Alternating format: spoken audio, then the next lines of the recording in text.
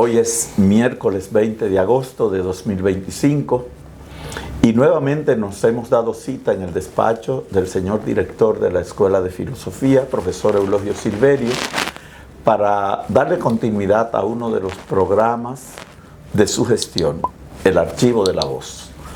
Hoy contamos con la presencia de una persona que es un ejemplo, no solo para los jóvenes a los cuales orienta y enseña, sino incluso para muchos de los que somos sus coetáneos o sus contemporáneos, que compartimos con él también los desvelos propios de la docencia. Se trata del profesor Julián Álvarez. El profesor Julián Álvarez podría decirse que es dueño de una vida dedicada al estudio de una manera ejemplar. Es licenciado en Filosofía por la Pontificia Universidad Católica Madre y Maestra. Ha cursado estudios de maestría en Epistemología y Metodología de la Ciencia.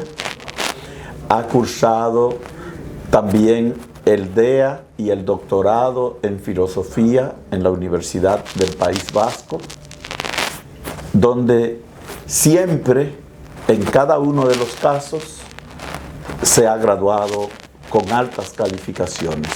Tiene una larga trayectoria administrativa y una extensa trayectoria docente.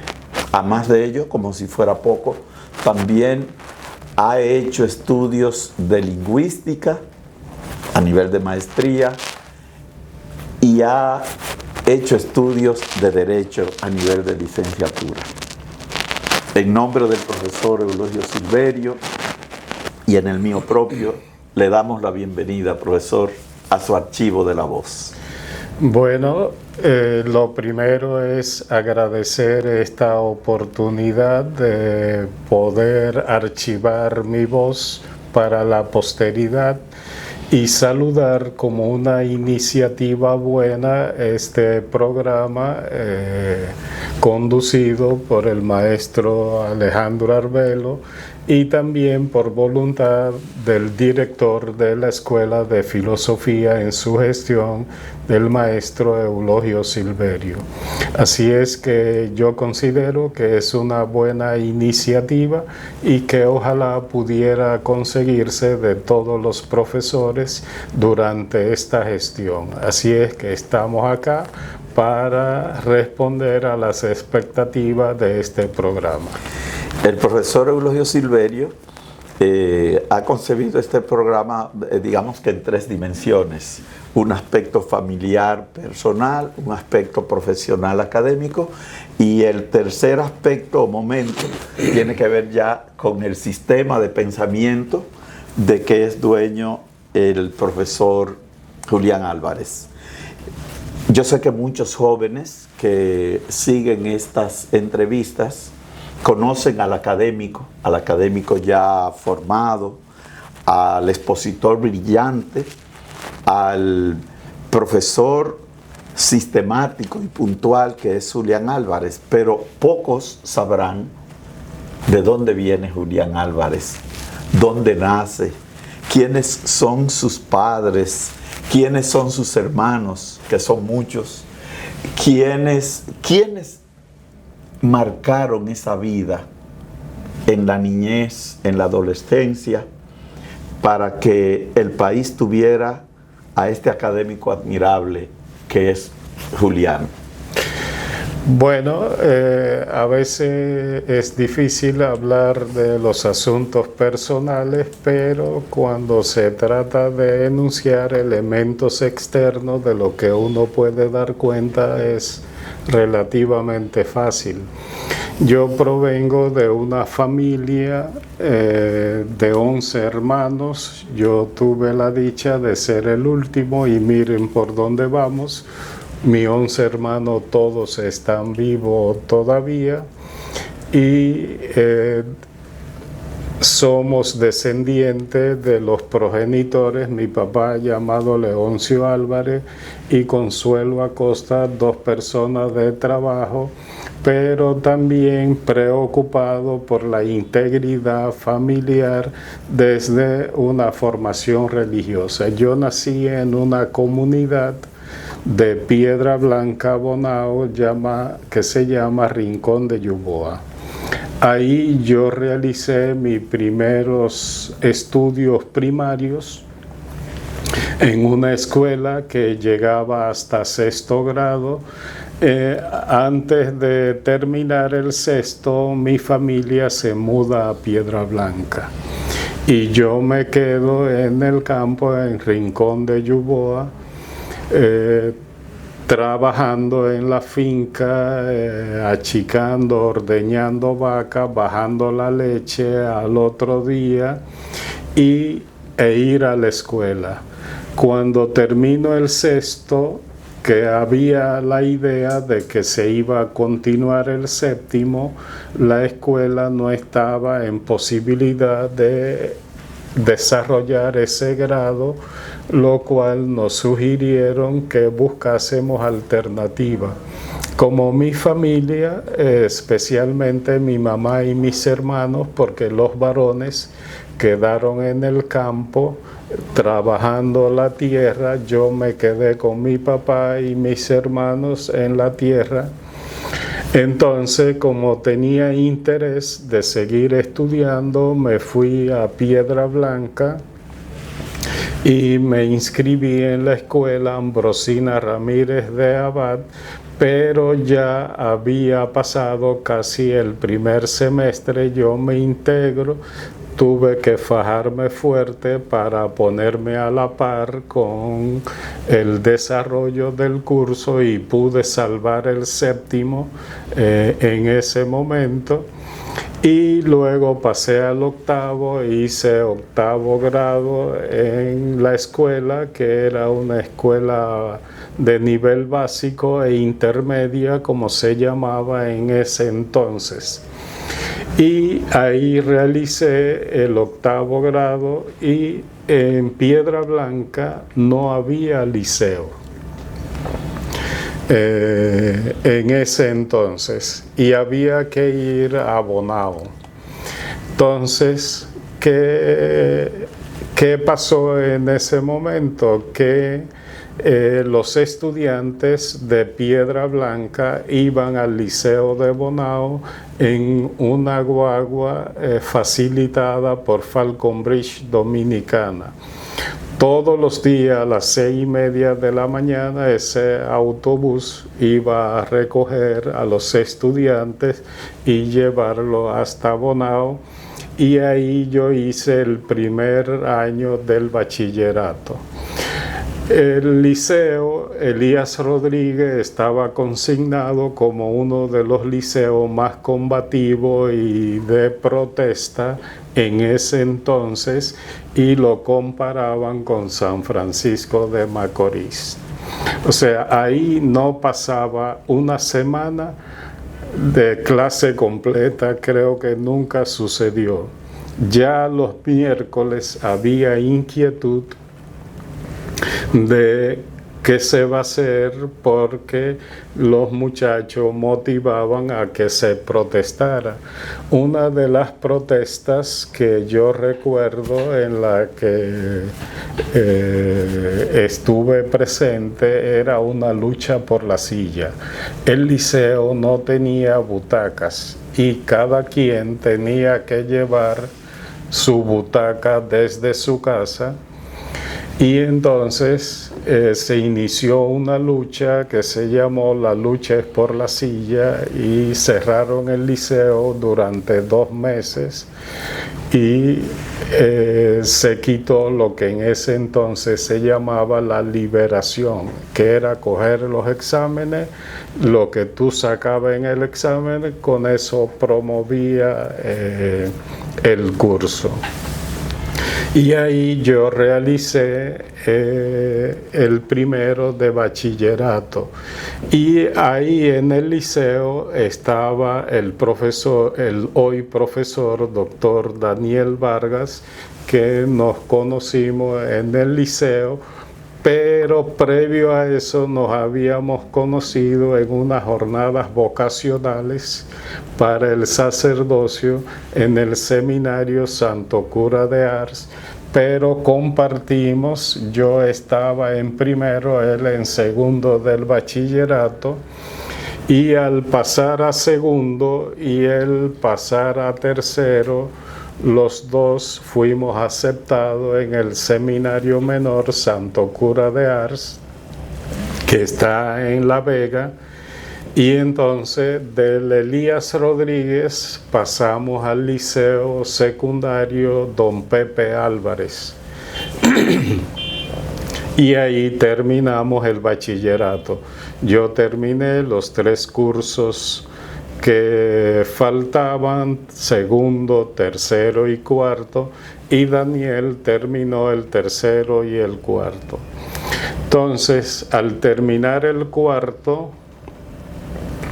se hacía el primero de filosofía en La Vega, en ese entonces, allá en La Vega, y Daniel tuvo la oportunidad de tener al hoy cardenal Nicolás de Jesús López Rodríguez como profesor de esa promoción. Yo hice el primero de filosofía también allá, y al terminar el primero de filosofía vinimos al Pontificio Seminario Mayor Santo Tomás de Aquino, donde cuando Daniel estudiaba se hacían 3 años de filosofía. Yo también hice los 3 años de filosofía, pero justo al terminar el tercer año se aprobó un acuerdo con la Pontificia Universidad Católica Madre y Maestra de dar el 4º año para completar la licenciatura.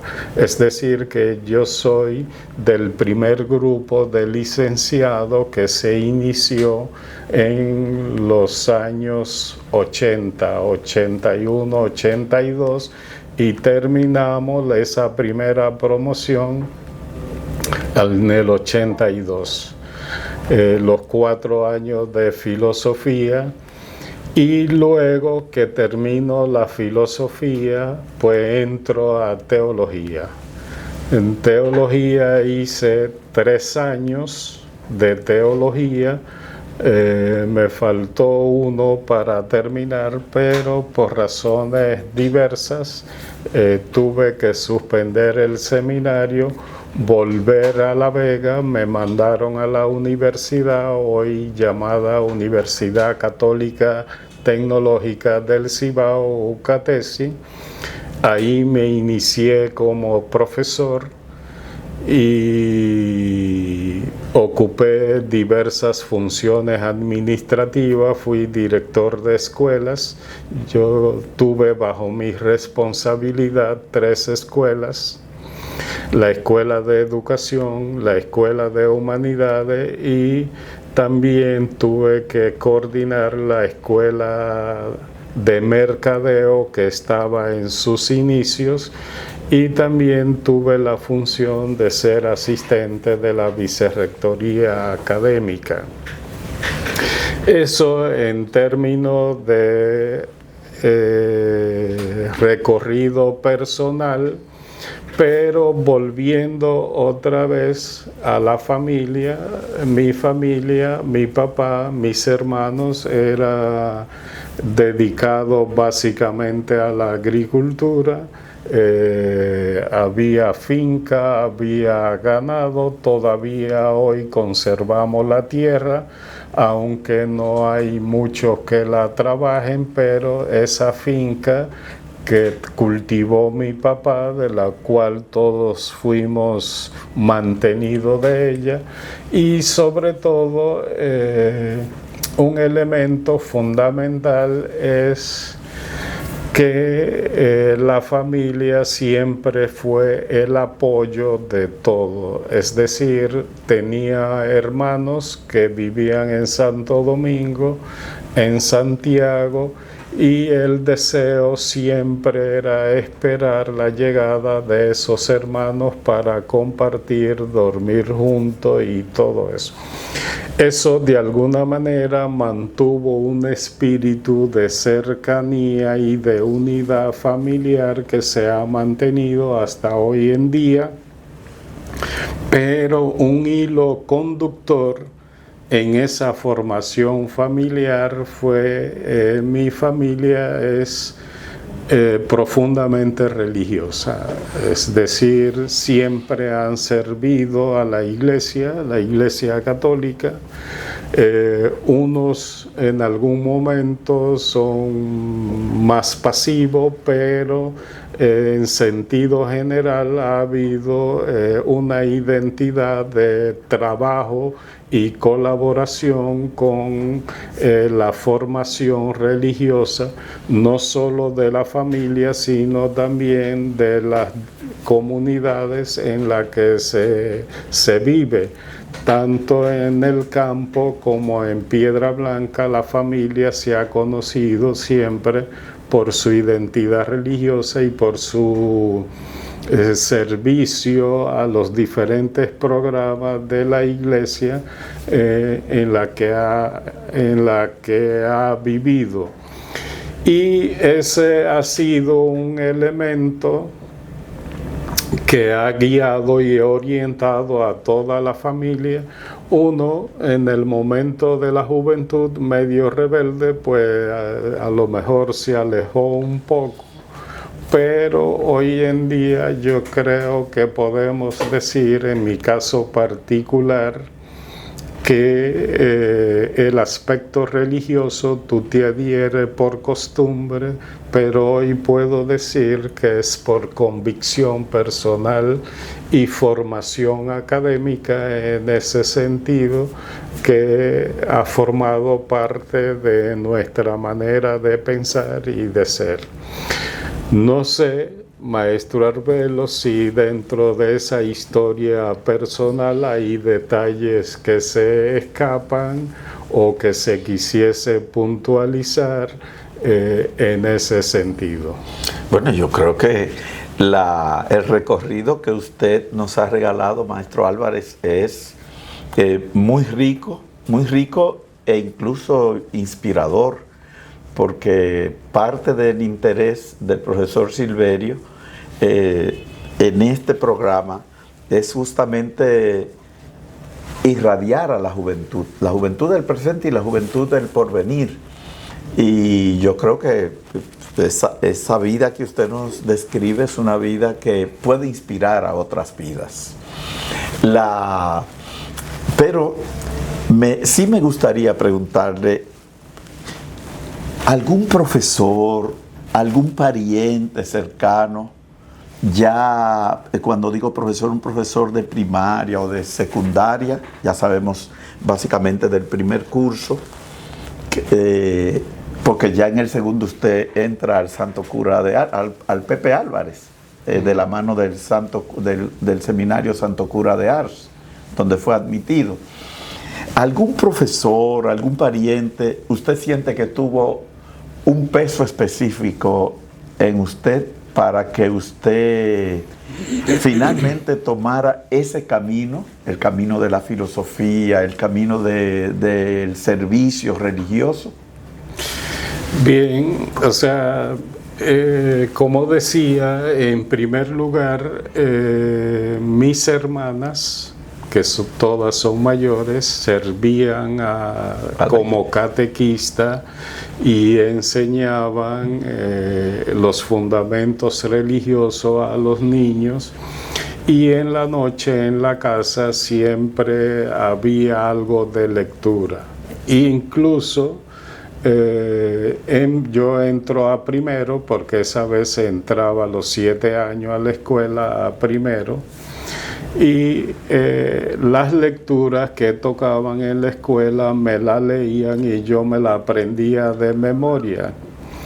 Y entonces a veces yo leía, pero no leía las letras, sino que las recitaba de memoria. Entonces, ese ambiente me fue favorable para el interés por el estudio.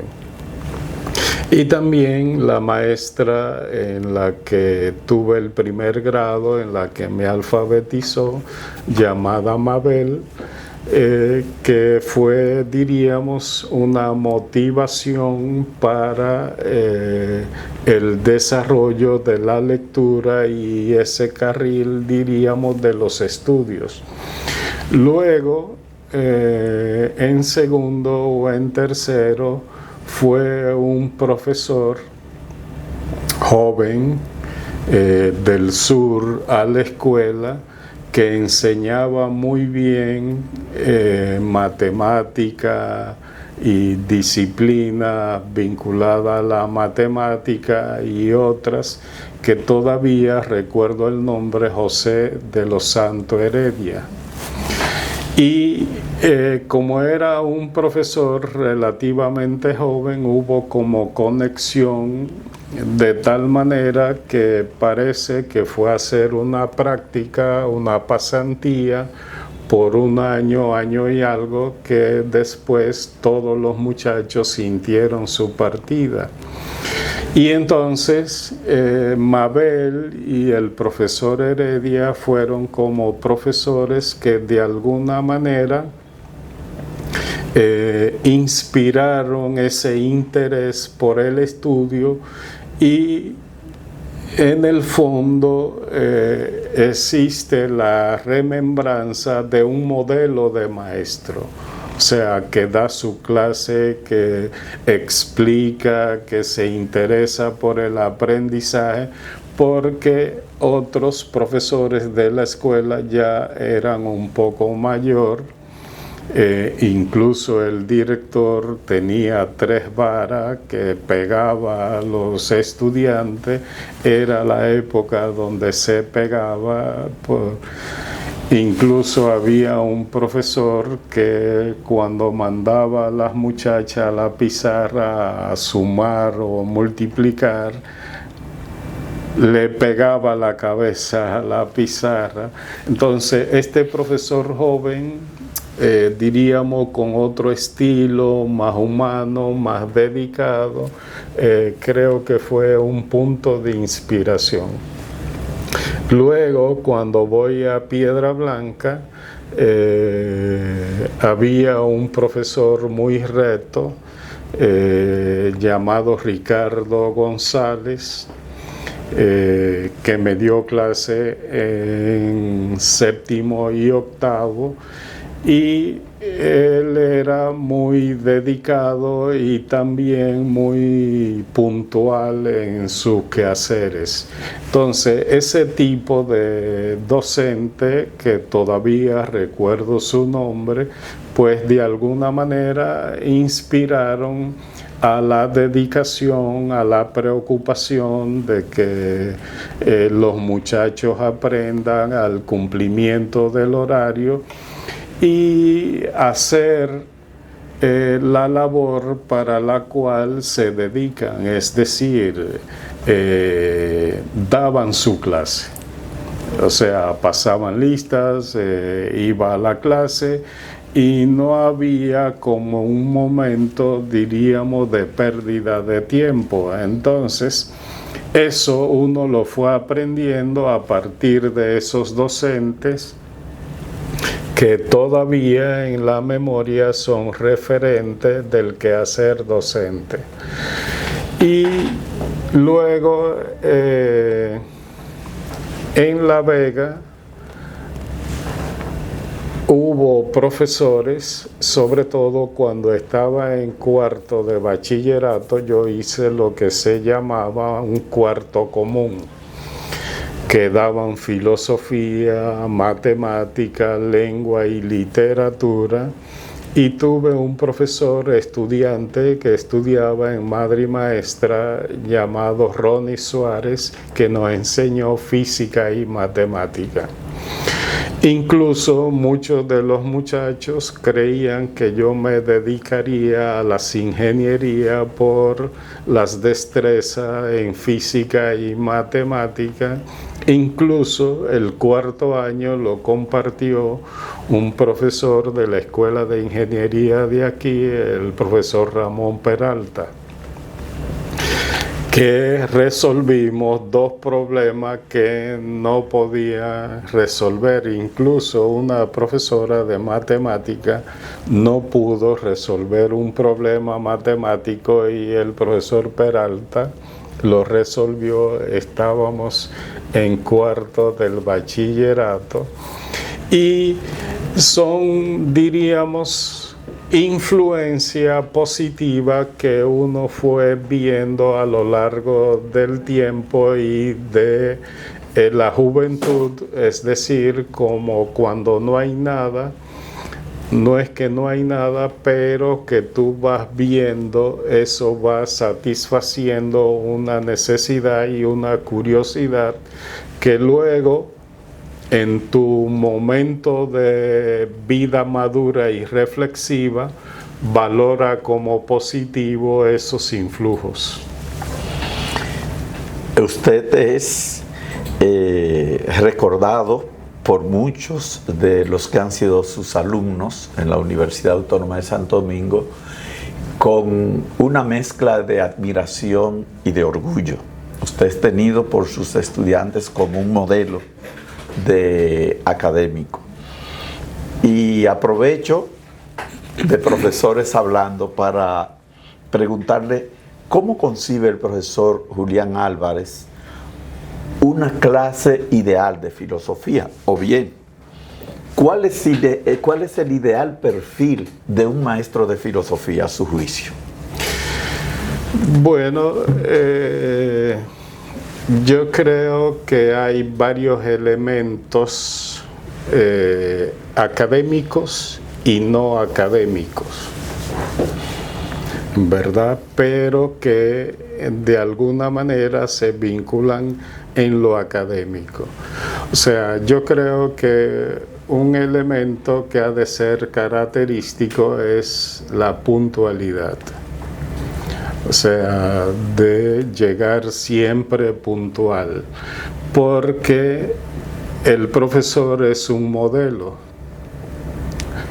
Y entonces, si tú quieres enseñar a las nuevas generaciones, el docente tiene que modelar, ¿verdad?, lo que quiere que el alumno logre. Y también yo creo que un elemento del buen docente, al menos es lo que hago, es siempre tener buena preparación de lo que enseña. O sea, yo creo que usted debe tener identidad con lo que enseña y hacerlo como si fuese la mejor materia. O sea, usted no puede presentarse a enseñar filosofía no creyendo en eso. Y desmotivado, es decir, que las ideas que se presentan a los estudiantes son ideas como si fueran tuyas. O sea, aunque tú estés presentando un autor y tú en términos intelectuales disientas de ese autor, pero mientras lo enseña es como tratar de ser ese autor que enseña. Si tú enseñas a Kant, en el momento que enseña a Kant, tiene que ser kantiano,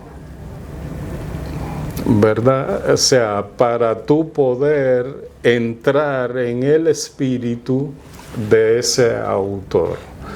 Entonces, yo creo que para mí un elemento fundamental es eso, que la clase se convierta en el escenario de clase. O sea, y del contenido de la disciplina con las aplicaciones que se puedan hacer, pero cualquier otro tema que se pueda tocar tiene que tener una finalidad didáctica, ¿verdad?, para sobre ese tema entonces darle un análisis filosófico. Es decir, pues a veces puede usarse cualquier tema trivial, pero si se queda en la mera trivialidad no cumple con el cometido de... Es como que el estudiante trae un lenguaje, trae una experiencia, pero si tú quieres trascender su experiencia, parte de su lenguaje, parte de su experiencia, parte de sus convicciones, y luego analizarla desde una óptica filosófica y de las convicciones que tú puedas tener. Entonces yo creo que el docente de filosofía también ha de partir de esas vivencias, esas creencias que pueden ser fundamentadas o no, pero como punto de partida para entonces hacerle el análisis de la reflexión filosófica y darle un sentido en el cual haya una cierta madurez reflexiva y con lo que debe ser, aunque lo que debe ser va a partir de el espíritu y la mentalidad y las convicciones que usted tenga y eso. Entonces, una cosa yo creo también importante es que al enseñar en una universidad pública y el Estado por definición es laico, o sea, no confundir tu función docente de una disciplina como la filosofía con convicciones de carácter religiosa. O sea, es contra la Constitución y contra la naturaleza de una universidad estatal. Es decir, sus convicciones religiosas, si se entra en debate, pero el escenario del aula de la universidad pública no es para catequizar, sino la religión utilizarla si se toca en el aula como un elemento de reflexión y análisis. Reflexión y análisis, pero no como adoctrinamiento de lograr seguidores para que estén de acuerdo con mi convicción. O sea, entonces ahí yo creo que hay libertad de pensamiento y libertad de culto y el docente ha de respetar eso. Entonces yo creo que en ese marco es el ámbito en el que trato de moverme y actuar y desarrollar mi labor docente desde ese punto de vista. Entre la población hay muchas ideas acerca de lo que es un filósofo, de lo que es la filosofía, y uno de esos prejuicios es que la filosofía tiene como por objeto raer de las conciencias de los estudiantes la creencia en Dios. Usted nos decía hace un momentito que uno entra a la fe por costumbre y termina sentándose en ella por convicción. ¿Cómo ve usted la relación entre filosofía y religión a propósito precisamente de la docencia? Bueno, la filosofía y la religión de cierta manera han venido vinculadas históricamente. Desde los griegos, posiciones a favor de los dioses y también posiciones a favor de los ritos y los mitos, ¿verdad? Habermas sostiene que antes del lenguaje gramatical hay un lenguaje expresado a través de los ritos religiosos y que eso de alguna manera forma parte de una plataforma que define costumbres y creencias que están presentes desde el nacimiento de la filosofía, ¿verdad? Es decir, es como que a Sócrates lo acusan de impiedad. Es decir, ¿qué era la impiedad? El no identificarse con las costumbres de la comunidad de la ciudad. Y por eso se le acusaba de no creer en los dioses de la polis atenienses. Entonces, ese elemento de razón y fe que fue muy debatido en la Edad Media, si la fe sustituye la razón o si la razón sustituye la fe, entonces tanto con San Agustín como Santo Tomás expresan con claridad de que la revelación no sustituye la razón. Y por eso San Agustín estableció lo que se convirtió en lema del pensamiento medieval, la expresión entiendes para que puedas creer y cree para que puedas entender. Y eso posibilitó que en ese momento la religión se hiciese una opción por la educación, la formación, de tal manera que en las iglesias medievales era característico una escuela. Y en Estados Unidos existe ese modelo medieval de que muchas iglesias tienen al lado una escuela de enseñanza de filosofía y de religión. Entonces, la religión ha tenido dominio y determinación de la manera de pensar de manera preponderante, pero en ocasiones entonces ha sido criticada, ¿verdad? Que es con el nacimiento del ateísmo, tomándolo como punto de partida el ateísmo moderno con Nietzsche, con Feuerbach, con Marx y luego Freud. Pero a pesar de que eso ha incidido sobre todo en Europa y Occidente,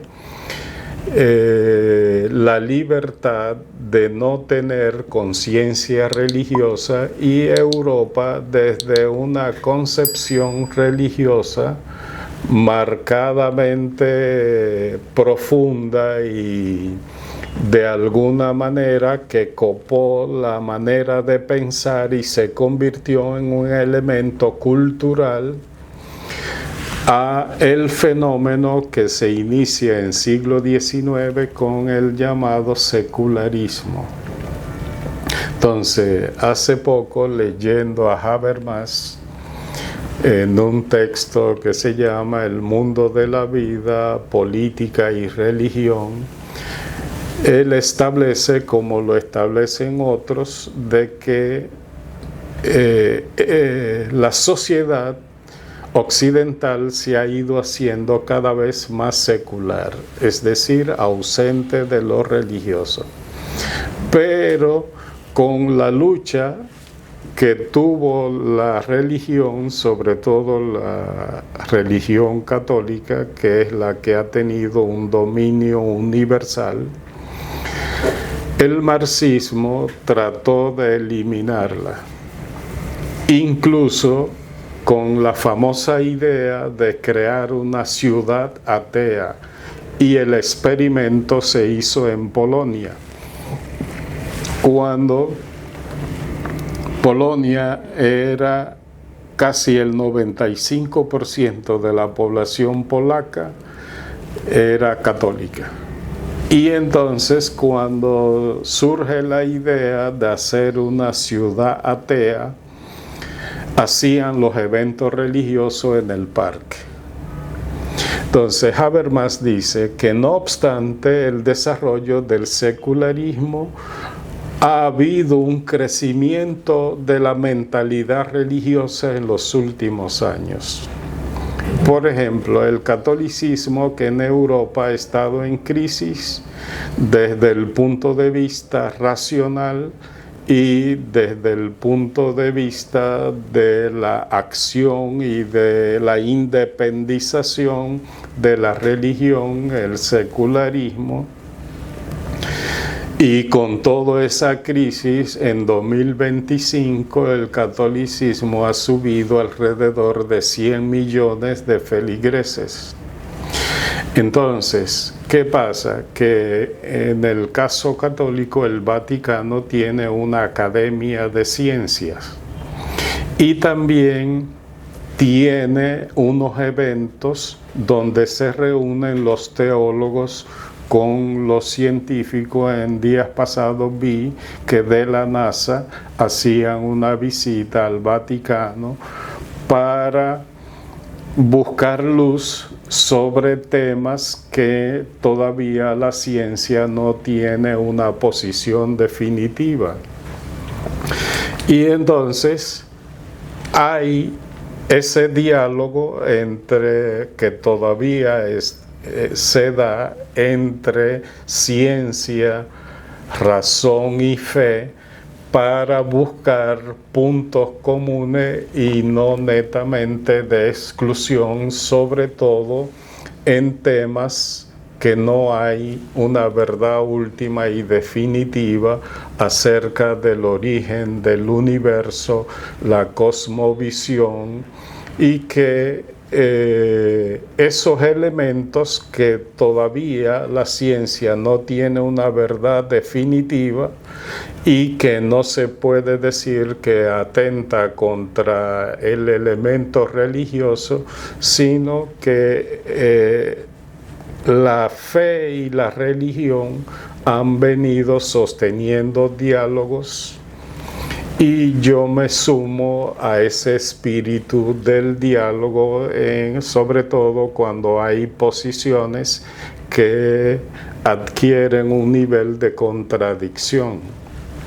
Eso no es igual en otras manifestaciones religiosas que son de carácter fundamentalista. O sea, el cristianismo europeo es más racional, más académico, más crítico. El cristianismo norteamericano es más fundamentalista y se dan esos choques de mentalidades en ese sentido.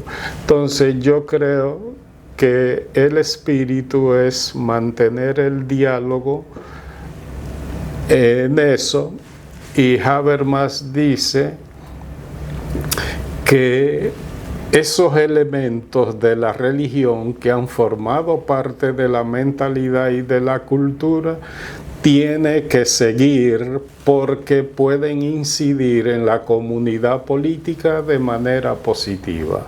O sea, ¿cuáles elementos positivos pueden tener y las convicciones y los argumentos cómo son fortalecidos de manera racional que no entran en contradicción con elementos de fe? Entonces, bajo esa convicción, yo creo que me inscribo dentro de eso, del diálogo sobre todo fundamentado y estudiado y sin cerrarse a posibilidades y el entendimiento que tienen los otros sobre determinadas temáticas. Naturalmente que para que se dé ese diálogo tiene que haber interlocutores válidos. O sea, una posición fundamentada desde la ciencia y la filosofía con un fundamentalista, pues a veces no es fácil el diálogo. Y de eso tenemos elemento hoy en día en el escenario mundial. O sea, el fenómeno religioso está en auge en el mundo, contrario a lo que se pensó que está en decadencia. Hay lugares donde hay cierta decadencia, como es en el caso de Europa, que fue quien impuso a sangre y fuego el cristianismo, y ahora es como que el ser reniega de su condición de ser. Y a propósito del ser, maestro Julián, la pregunta por el ser es, digamos que una de las preguntas fundamentales del quehacer filosófico, desde los griegos hasta el presente. Y una de sus líneas de investigación es el lenguaje, la filosofía del lenguaje y la hermenéutica. Y escuchándole hablar de la religión como universo simbólico, lo mismo que el lenguaje, proveedor de esquemas de pensamiento, me atrevo yo a preguntarle a usted por el ser de lo dominicano. Es evidente que hay una realidad llamada dominicano, ¿verdad? República Dominicana, habitada por unas personas que son dominicanos. ¿En qué medida religión, lenguaje y qué otros elementos podría usted aportar constituyen los factores fundantes de la dominicanidad, profesor? Bueno, yo creo que hay una realidad original que origina el ser latinoamericano y dentro de eso la particularidad dominicana. O sea, cuando los europeos llegan a la isla ya habían habitantes que tenían una cosmovisión, un estilo de vida, un ethos, una manera de actuar, de ver el mundo, de relacionarse, aún teniendo sus diversos conflictos, ¿verdad? Como lo ha habido en las diferentes países que dominan el escenario latinoamericano y también en el Sajón. Es decir, dentro de los nativos americanos hubo nativos más avanzados como los aztecas, los incas. En Estados Unidos las diferentes manifestaciones, los Sioux, los Wyoming, que tenían, diríamos, avances sociales, políticos y eso. Pero, ¿qué pasa? Que esa relación de español con el indio no duró mucho. Pero es algo que forma parte del punto de partida. O sea, hay un estilo de vida, hay una mentalidad y una cosmovisión que luego fue complementada con los negros africanos, que vienen de África con unas creencias, con una cosmovisión, con un estilo de vida cultural que contrasta con la mentalidad del español y del indígena. Entonces está el elemento dominante del español, que al final, como grupo de poder y dominante, se impuso. Impuso la lengua, impuso la religión y los nombres y las lenguas que nosotros hablamos y la visión del mundo, como dice Humboldt, cada lengua parte de una visión del mundo. Entonces,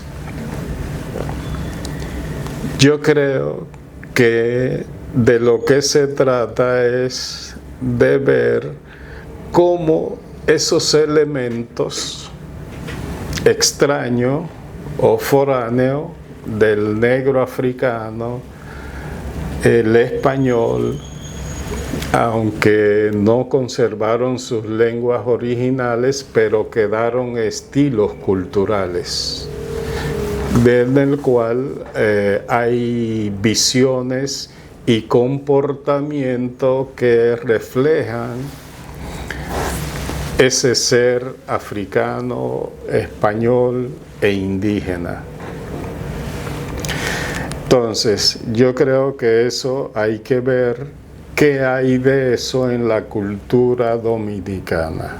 O sea, del español sabemos todo lo que hay. El negro africano, pues también a su estilo de vida, su aspecto musical, sus creencias han formado parte también de ese sincretismo de carácter religioso, de mezcla con manifestaciones y creencias africanas con la del cristianismo. Eso por un lado. Yo creo que la dominación haitiana, el conflicto y el contraste obliga a buscar una identidad. Es decir, cuando tú te confrontas a otra cultura y a otra mentalidad, eso te obliga a buscarte a ti mismo de todo eso. Es como cuando tú sales fuera del país. Tú vas a España, tú dices, yo no soy español. Pero la pregunta se te revierte, ¿quién soy yo? Entonces yo creo que ese fue un punto de partida histórico para ir definiendo un ser y una identidad. Que se use con múltiples propósitos, ¿verdad? Exacerbar ánimos nacionalistas, pero yo creo que cada hecho cumple con un cometido histórico. Así como la conquista, estemos de acuerdo o no con ella, ha cumplido un cometido histórico. Hay toda una región que fue fruto de eso y también parte del mundo ha sido eso. Entonces, eso como hecho histórico y esos dos hechos históricos de la independencia y de la restauración marcan escenarios históricos de búsqueda de ese ser. Lo que hace falta es profundizar en una reflexión que lleve a fundamentar eso. Entonces, hay una cosa que la he pensado, pero no he tenido momento de profundizar, y pudiera ser esto controvertido con el personaje Trujillo. Es decir, yo creo que a Trujillo no se le ha hecho un juicio histórico. O sea, hay que hacerle un juicio histórico donde haya una rúbrica de los elementos de ese análisis histórico y ver qué trasciende de eso. Es como que hiciésemos la pregunta si Trujillo fue todo negativo y malo, o fue todo bueno. Entonces yo creo que ese hecho, ese fenómeno histórico también ha incidido, a pesar de que los historiadores, los análisis, las críticas están muy enfocadas en el aspecto negativo. Entonces, es como hay un autor llamado Norbert Elias que dice que de todo hecho social histórico, algo positivo tiene que trasciende. Entonces, hay que ver qué trasciende, que forma parte de la conciencia de esa identidad. Independientemente de todo eso que se señala, que yo tampoco lo defiendo, pero cada escenario histórico de alguna manera se presta para el análisis y la reflexión. Es decir, yo creo que a esos procesos históricos hay que hacerle un análisis filosófico de qué elementos de eso forman parte o elemento positivo de la conciencia nacional. Es como, por ejemplo, y salvando la distancia, Hitler tenía como propósito el dominio de Alemania, y él tenía una frase que decía: hoy Alemania y mañana el mundo, de dominar el mundo, ¿verdad? Muchos alemanes ven la época de Hitler como un momento oscuro de la historia alemana, pero esto no lo he leído en ningún lado, sino que lo he reflexionado. Tengo la presunción de que los alemanes estudiaron a Hitler y su propósito. ¿Y qué sacaron de ahí? El espíritu de Hitler. Por ejemplo, la Unión Europea. ¿Quiénes fueron los países artífices de la Unión Europea? O sea, ¿quiénes son los países que lideran la Unión Europea? Alemania y Francia. Alemania y Francia. ¿Y qué era Alemania y Francia? Los archienemigos, por razones históricas del mismo evento. ¿Qué hicieron los alemanes y los franceses? Se sentaron en la mesa del diálogo, impulsaron, y en el fondo ese liderazgo es eso que Hitler pretendía, que lo hizo de una manera. Es posible lograrlo, pero bajo otro espíritu. ¿Qué alemán no está de acuerdo con el liderazgo de Alemania en la comunidad, en la Unión Europea?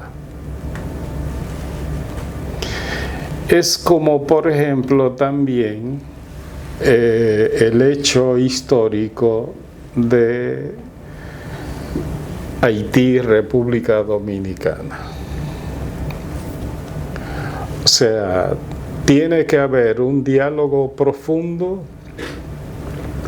que lleve a la coexistencia y la convivencia y trascender esos elementos en una dimensión positiva.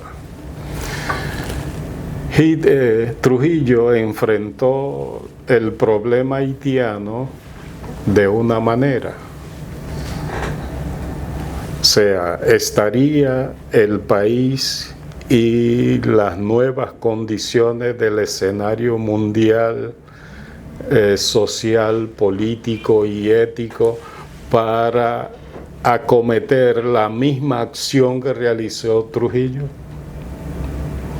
Entonces, hace falta ideólogos que sustenten un modelo de convivencia en el cual esos elementos se trasciendan, salvando las identidades de esos dos pueblos. Entonces, significa que el papel del filósofo presente tiene desafíos a lo cual hay que buscarle perspectiva de trascendencia de esos hechos históricos que han marcado y que se visualice el potencial de alternativas fundamentadas.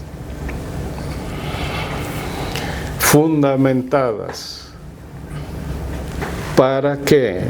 Para que esa identidad como ser dominicano se fortalezca, pero fortalecido en el diálogo y en la convivencia.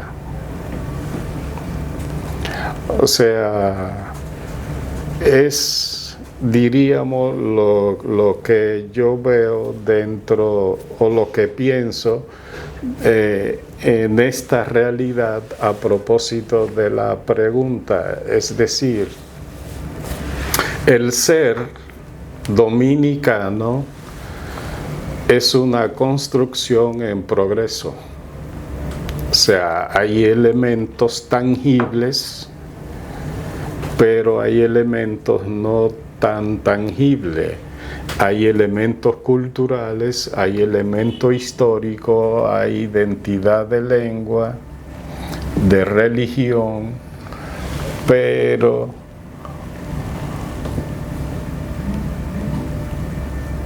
una identidad de conciencia que pudiéramos precisar en una definición, este es el ser.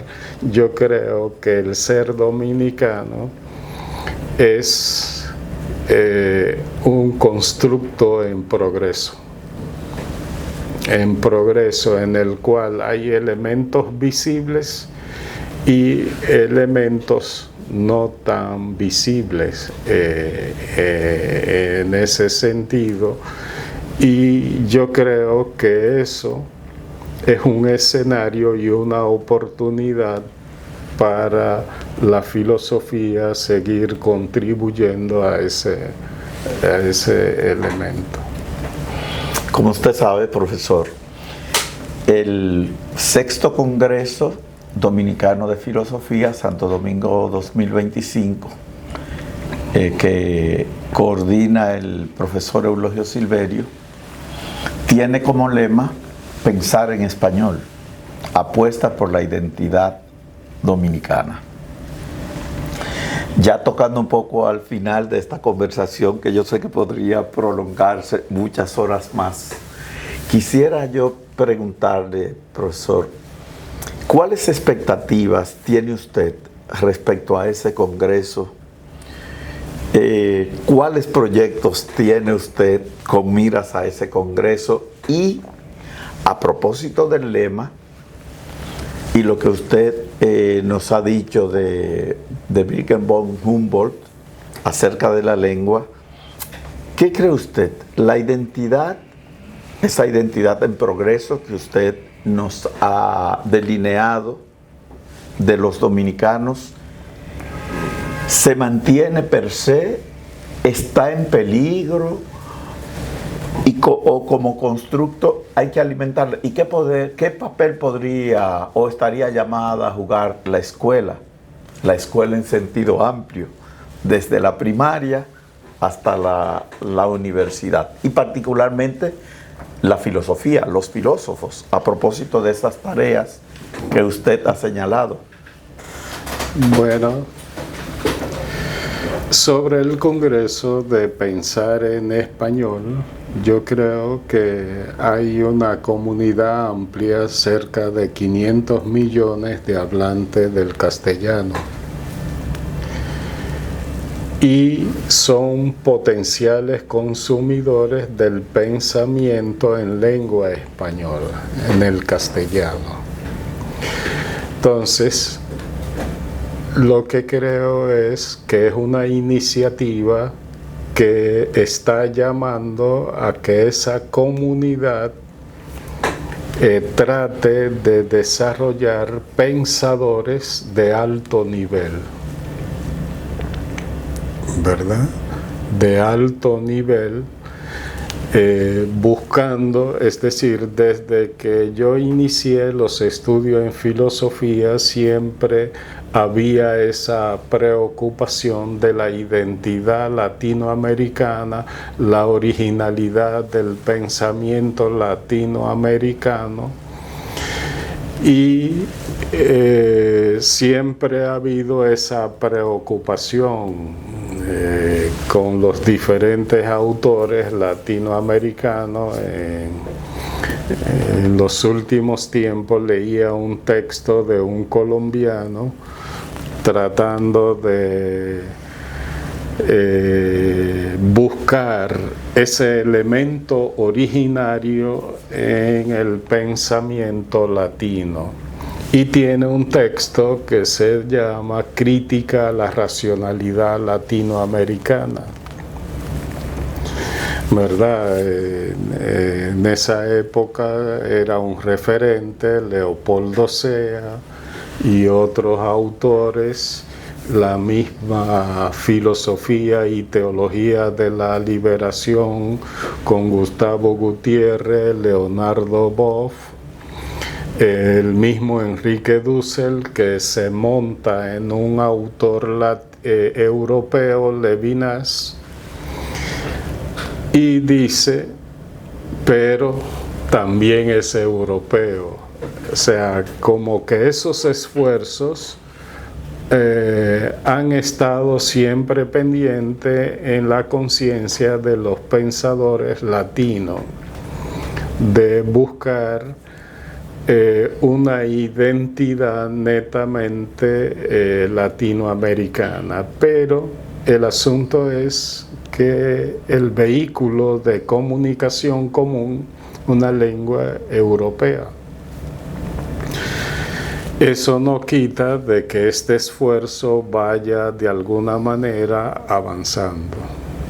Y yo creo que también ese mismo esfuerzo vale para la realidad dominicana. Entonces, ahora,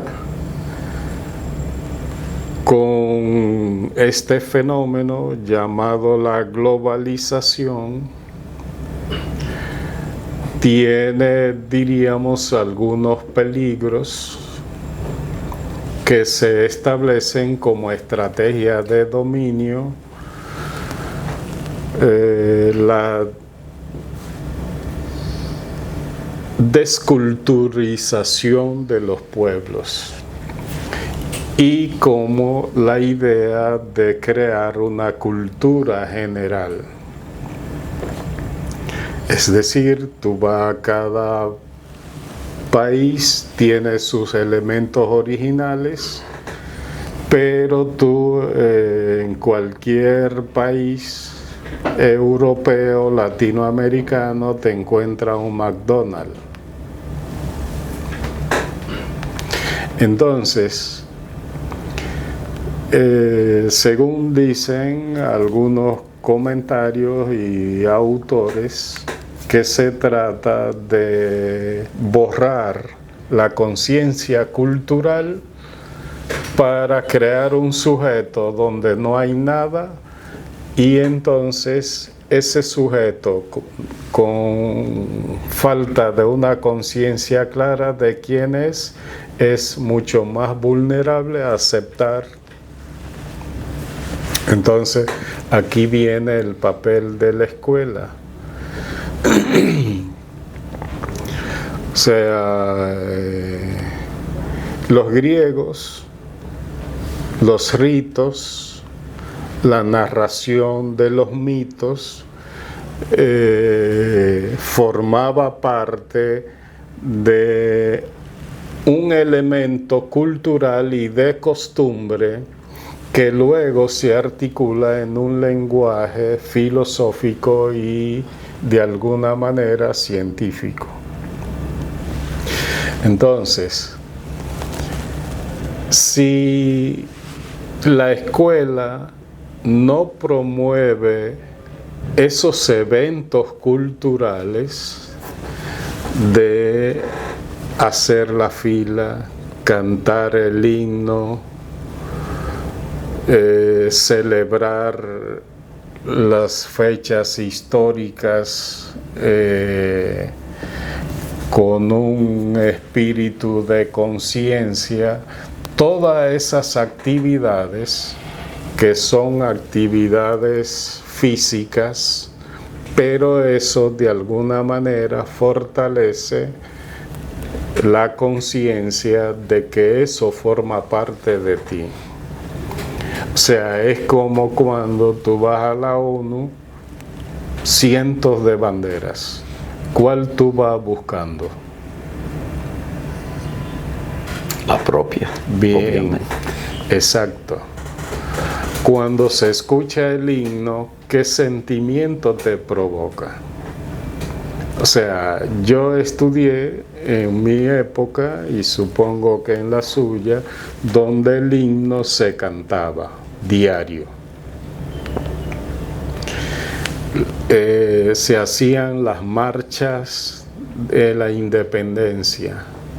En la restauración había actividades. Entonces, significa que el elemento cultural es un elemento de gran peso que empieza como actividad. Y eso va formando parte. ¿Por qué nosotros añoramos el himno? Porque se cantaba en nuestras escuelas. Y muchas canciones escolares uno las aprendía en la escuela. Entonces, la visión del maestro, es decir, la visión del maestro es, o la nueva visión es para enseñar. Yo creo que el maestro tiene que ser formado para que sea un promotor social. O sea, porque es el que replica la sociedad y las aspiraciones de esa sociedad. Es decir, no es enseñar matemática, sino que a través de la matemática tú también seas un promotor de los valores culturales e históricos que conforman la conciencia nacional. Entonces, y las universidades tienen el desafío de formar ese promotor social.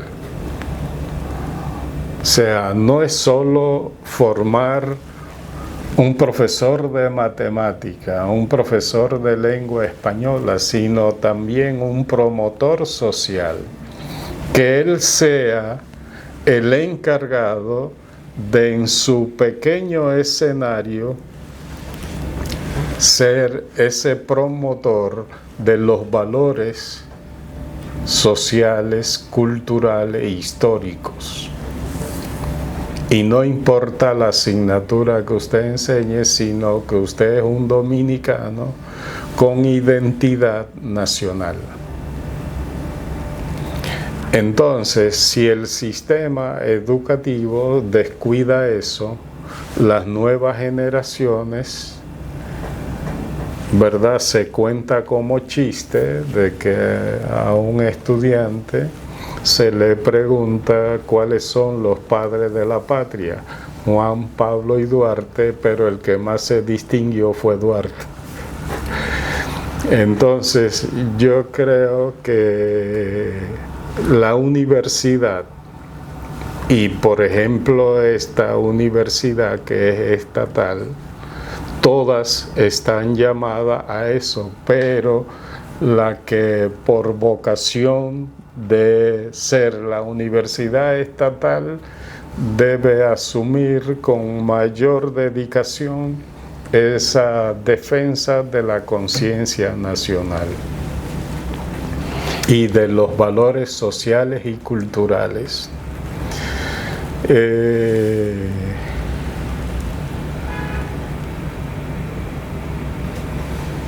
El otro día leía un libro que se llama Identidad de Fukuyama. Y entonces él analiza el elemento de los terroristas vinculándolo al elemento de identidad. Es decir, él dice que la mayoría de terroristas son de países musulmanes, ciudadanos que vienen a Europa o América,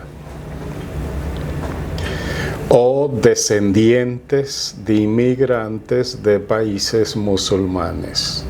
Cuando están en Europa, que ni son europeos, en Alemania hay alrededor de más de 5 millones de turcos que nunca han ido a Turquía, no hablan el turco y nada, pero no son alemanes. ¿Quiénes son? Entonces él dice, estos, buscando esa identidad, dice, van a sus raíces. Yo soy de origen musulmán.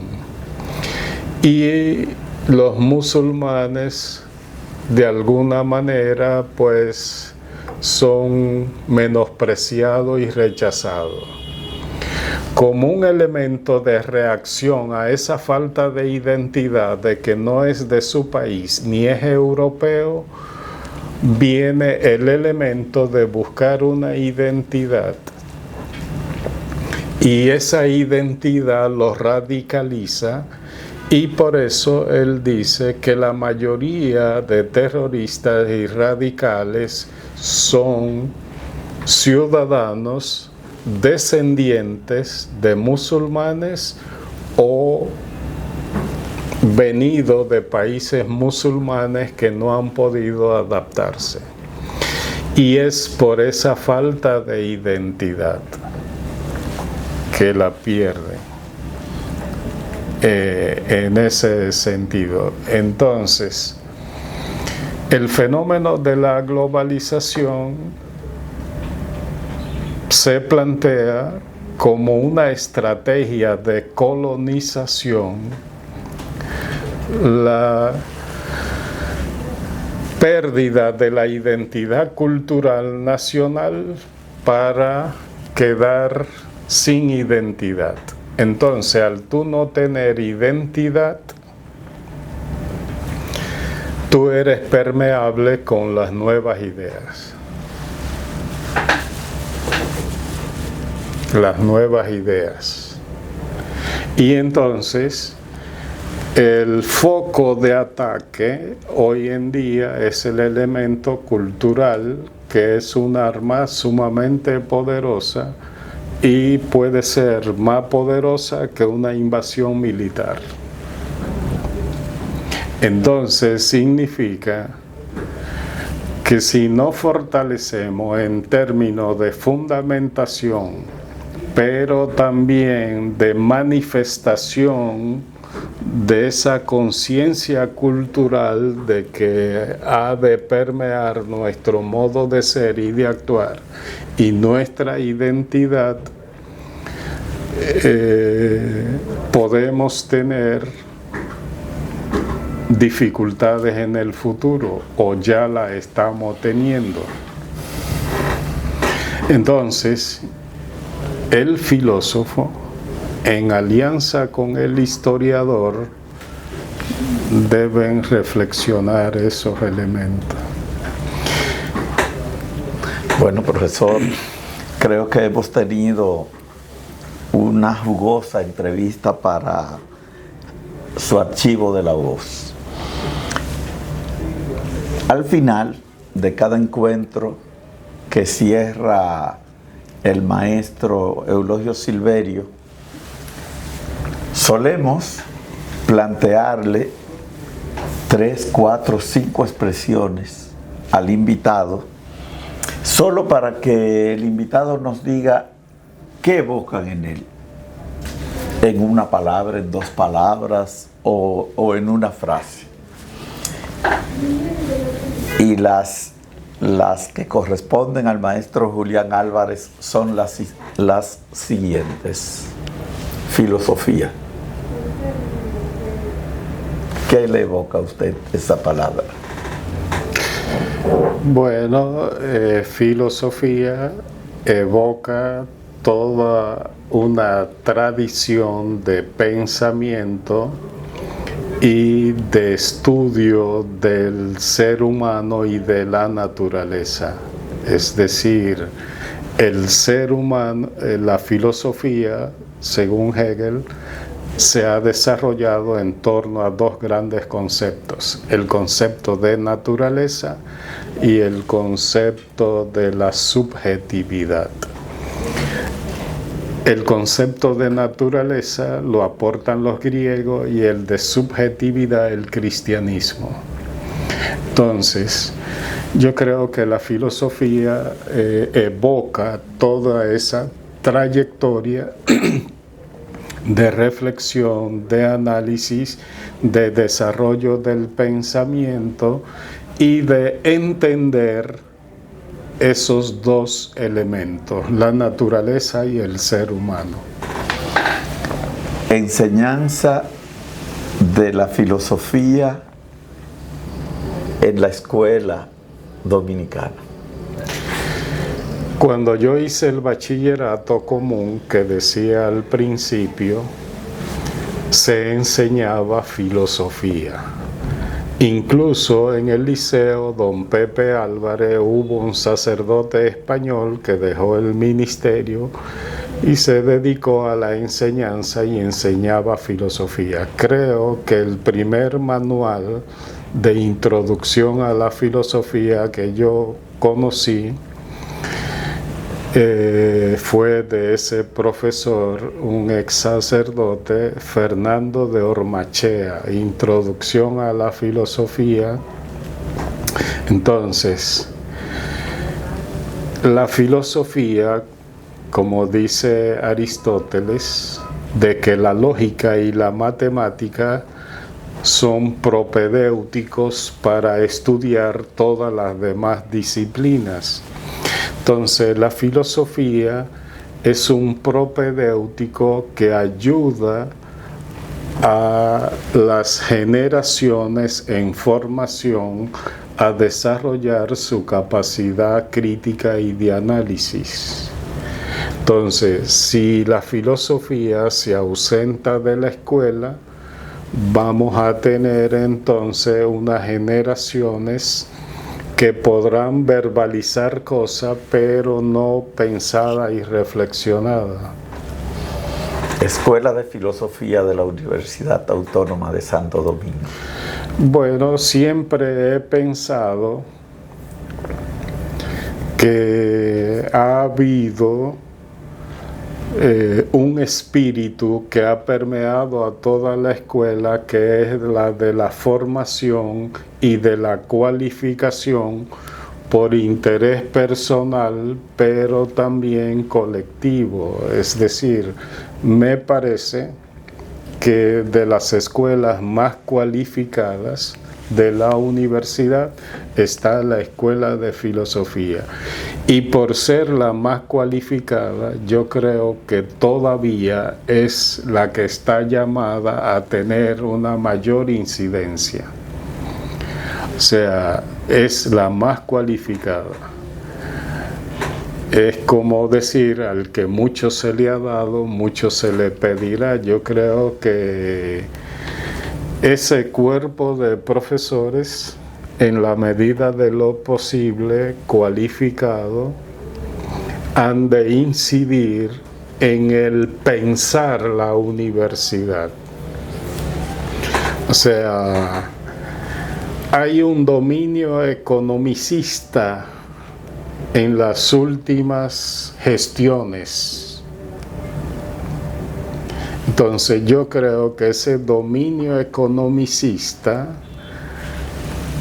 debe ser acompañado de una academización de la universidad. Para eso, quien ha de pensar ese modelo de universidad es la Escuela de Filosofía. A no ser que se diga que estamos de acuerdo con el estado de la cuestión. Facultad de Humanidades de la Universidad Autónoma de Santo Domingo. Bien, es la facultad a la que pertenezco desde que entré a la escuela, que conocí a Morla, que conocí a Minaya, y usted formaba parte de ese equipo. Pues uno ve la facultad a través de esas personas que te recibieron, ¿verdad? Aunque creo que la facultad también debe desarrollar una línea de pensamiento humanística de incidencia. O sea, no diríamos de absoluto acuerdo, pero que hayan elementos de identidad en términos de pensamiento humanístico, en ese sentido. Y es, por ejemplo, el análisis o en discusiones en otros escenarios donde se plantea que se debe formar técnicos y hay un interés de formar ese tipo de profesional. Entonces yo le pregunto a veces, cuando él sale de su trabajo en la casa, ¿va a seguir bregando con eso? Él tiene que entender a sus hijos, entender a su esposa, ver una película, saberla analizar. Es decir, hay un factor humano que tú, por el elemento técnico que estudie, no pierde tu condición humana. Entonces, yo creo que esa defensa de la formación humanística debe ser un estandarte de la facultad, ¿verdad? En contraste con una línea de pensamiento instrumentalista de la formación, de que el desarrollo de la capacidad racional ha de ser un instrumento al servicio de la producción, pero donde dejamos el ser humano, porque te forman como una máquina para que incida en la producción, pero ante el fenómeno humano del ser humano que sufre, que padece, que tiene calamidades, que tiene depresión, ¿qué respuesta vamos a dar a ese ser humano que aporta al desarrollo económico, pero en términos humanos puede ser que hayan pobrezas? Finalmente, maestro Julián Álvarez, República Dominicana de cara al porvenir. Yo creo que República Dominicana tiene un buen potencial. Yo no sé si usted recuerda que cerca de la época colonial, no ubico el momento histórico, pero que a partir de el Centro de Estudios Superior Santo Tomás de Aquino se formaron grandes intelectuales que luego fueron a tierra firme, que se le llamó la Atenas del Nuevo Mundo. Entonces, yo creo que hay que reproducir los Pedro Enrique Ureña, que fueron a una Argentina orgullosa, y este isleño incidió en eso. Entonces, yo creo que hay que seguir aportando al desarrollo del pensamiento y del desarrollo material de la sociedad. La sociedad dominicana en las últimas décadas ha tenido desarrollo material, pero el desarrollo del espíritu no sé si ha ido a la par con ese desarrollo material. Entonces, es un país pequeño, o sea, ahorita hablábamos de Israel. ¿Cuál es la grandeza de Israel? Está en su potencial espiritual, en su desarrollo académico. De que una tierra desértica la han puesto a producir, ¿pero con qué? Con el desarrollo de su capacidad espiritual académica. Y eso ha hecho posible toda otra cosa. Entonces, hay un énfasis muy fuerte, y los presidentes en su informe de gestión solo resaltan lo material. Ahora, ¿la sociedad dominicana es solo realidad material?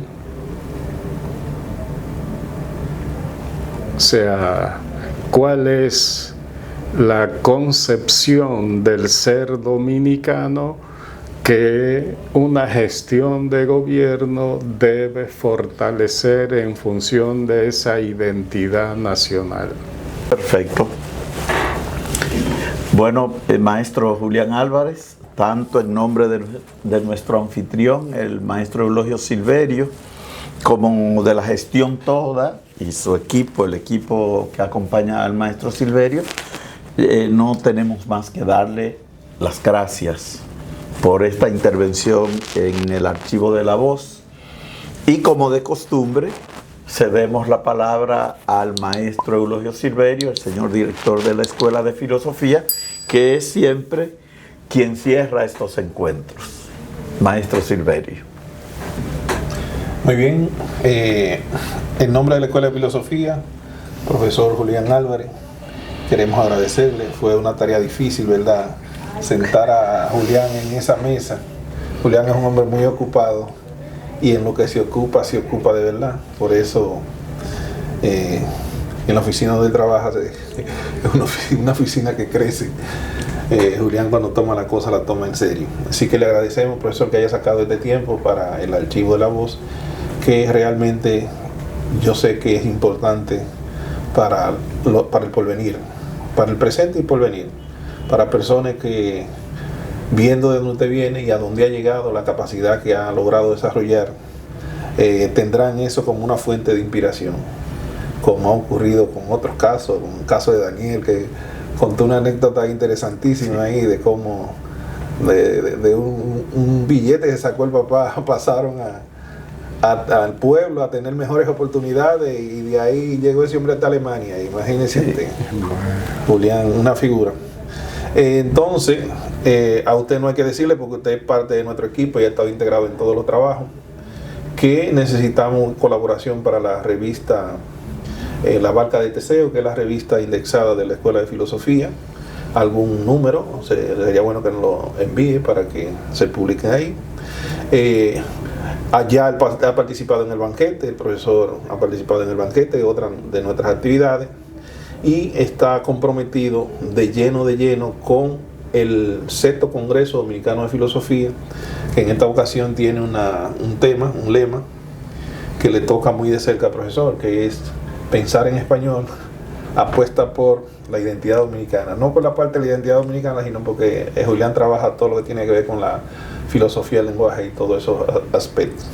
Así que para nosotros es realmente un gran placer haber contado con su presencia. Agradecemos al profesor Arbelo como siempre, que es el que ha hecho el esfuerzo de conocer a nuestro participante y hacer esa entrevista con preguntas tan puntuales, y agradecemos a Osvaldo Familia, que ha estado ahí en la parte técnica.